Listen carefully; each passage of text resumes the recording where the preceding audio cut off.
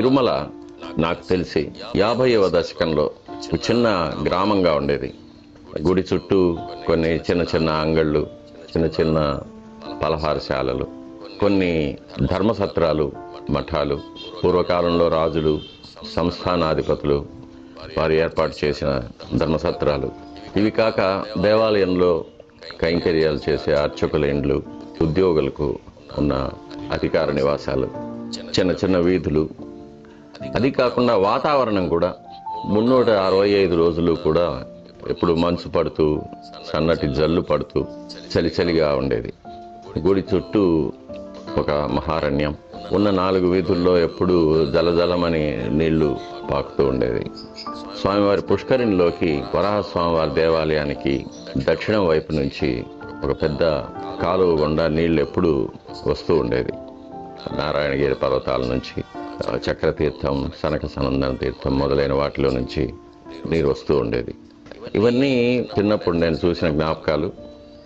ఊరు చుట్టూ పెద్ద జామ తోటలు ఉండేవి, జామ పళ్ళ తోటలు ఉండేవి. స్వామివారి గుడి దగ్గర ఎప్పుడూ నేతి ప్రసాదాలు తయారు చేసిన వాసన గుమగుమలాడుతూ ఉండేది. ఉదయం 6 గంటలకు సుప్రభాతంతో తలుపులు తెరిచి సాయంకాలం 8 గంటలకే రాత్రి కైంకర్యాలు, ఏకాంత సేవ ముగించుకొని వెళ్ళిపోయేవాళ్ళం.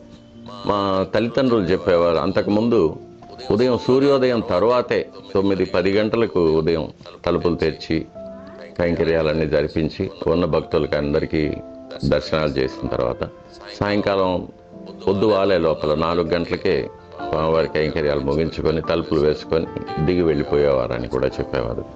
తిరుపతి నుంచి సరుకులన్నీ ఎద్దుల బండిలో వచ్చేవి, అవి నేను కూడా చూశాను.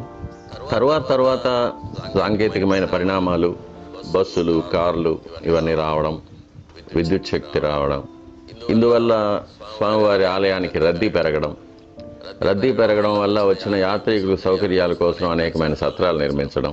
దీని తర్వాత ఒక మాత్రమైన మార్పు ఎప్పుడు వచ్చిందంటే, స్వామివారి దేవాలయానికి చుట్టూ ఉన్న గృహస్థుల ఇండ్లన్నీ కూడా తీసివేసి స్వామివారి మాడవీధులు పెద్దవి చేసి వాటిని విద్యుత్ దీపాలతో అలంకరించడం, గ్యాలరీస్ నిర్మించడం, ఇవన్నీ ఇది ఒక పెద్ద మార్పు దేవాలయ చరిత్రలో.